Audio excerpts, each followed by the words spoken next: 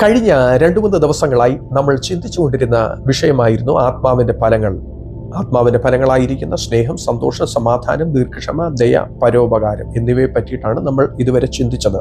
ഇന്ന് പകലിൽ നമ്മൾ ചിന്തിക്കുവാൻ പോകുന്നത് ആത്മാവിന്റെ ഫലമായിരിക്കുന്ന വിശ്വസ്തതയെ പറ്റിയിട്ടാണ്.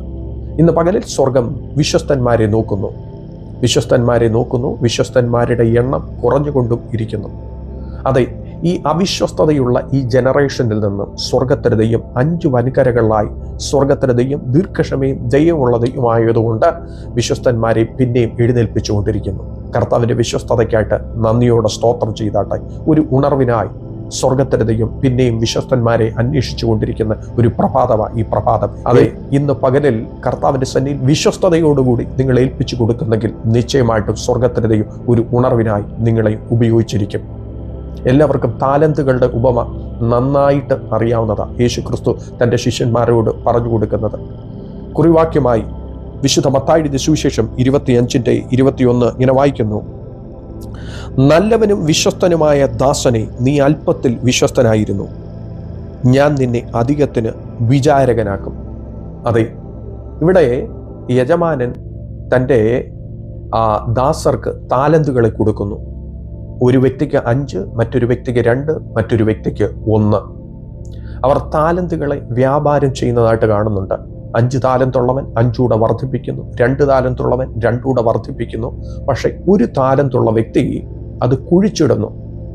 എന്നിട്ട് എന്തു സംഭവിച്ചു?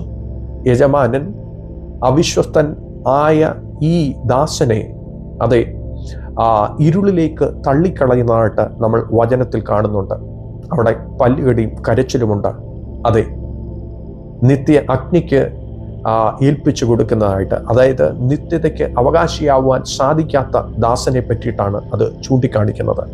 വിശ്വസ്തതയില്ലെങ്കിൽ, ദൈവസന്നിധിയിൽ വിശ്വസ്തതയോടുകൂടി നിന്ന് കാര്യങ്ങൾ ചെയ്തില്ലെങ്കിൽ, ദൈവമേൽപ്പിക്കുന്ന താലന്തുകൾ, ദൈവമേൽപ്പിക്കുന്ന റെസ്പോൺസിബിലിറ്റീസ് വിശ്വസ്തതയോടുകൂടി ചെയ്തില്ലെങ്കിൽ അങ്ങേക്കര നമുക്ക് ചെന്നു പറ്റുവാൻ സാധിക്കത്തില്ല, നിത്യതയ്ക്ക് അവകാശിയായി തീരുവാൻ സാധിക്കത്തില്ല.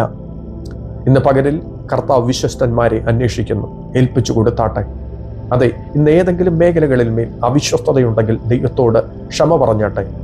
വിശ്വസ്തതയുള്ള ദൈവം നമ്മൾ അവിശ്വസ്തരായി പാർത്തിരുന്നാലും സ്വർഗത്തിൻ്റെ ദൈവത്തിൻ്റെ സ്വഭാവത്തിന് മാറ്റമില്ലാത്തതുകൊണ്ട് അവൻ നമ്മളോട് ക്ഷമിച്ച് ദൈവം നമ്മളെ ഉപയോഗിക്കുക തന്നെ ചെയ്യും. അതെ, ഇതൊരു ഫലമാണ് വിശ്വസ്തത എന്ന് പറയുന്നത്. നേൽപ്പിച്ചു കൊടുത്താട്ടെ. ആ ഫലം നിങ്ങളുടെ കരത്തിൽ നിന്ന് പോയെങ്കിൽ ഇന്ന് പരിശുദ്ധാത്മാവിൻ്റെ മുമ്പിൽ ക്ഷമാപണത്തോടെ ഏൽപ്പിച്ചു കൊടുക്കാമെങ്കിൽ അവൻ്റെ വിശ്വസ്തതയാൽ നമ്മളെ നിറച്ച് പിന്നെയും ഉപയോഗിച്ചിരിക്കും.